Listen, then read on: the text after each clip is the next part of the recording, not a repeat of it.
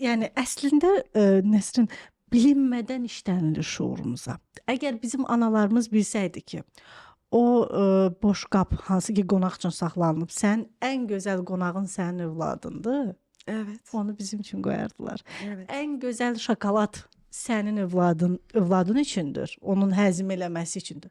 Onlar bizi qoyardılar. Yəni onlar da bilgisizlikdən eləyib əslində bunu. Bilərəkdən də eləməyiblər. Amma bu ailə dizimi kömək olurmu ki bunların hamısını açmağına? Hepsine kömek oluyor. Yani yardım etmedi. Bugüne kadar yardımcı olmadığı bir alan görmedim ben. Bugüne kadar şifalamanın eksik kaldığı bir alan görmedim. Bak ne dedim sana, 19 yaşında başladı benim depresyonum. Ben şu an 41 yaşındayım.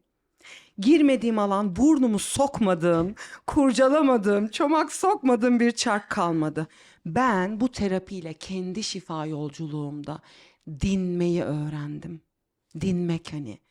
Diner ya için. Acın diner ya. Ha gene insanım. Gene düşüşlerim var. Gene kalkışlarım var. Ben insanım çünkü. Ama nereye başvuracağımı biliyorum artık. Çünkü az önce dedin ya, bilmirdiler. Nereden öğrendiler? Annesinden öğrendi. O kimden öğrendi? Kendi annesinden. O kendi annesinden. Kuşaklar boyu aktarılan bir bilgi tomurcusun sen, tomurcuğusun. Kuşaklar boyu aktarılan bir bilgi tomurcuğusun sen.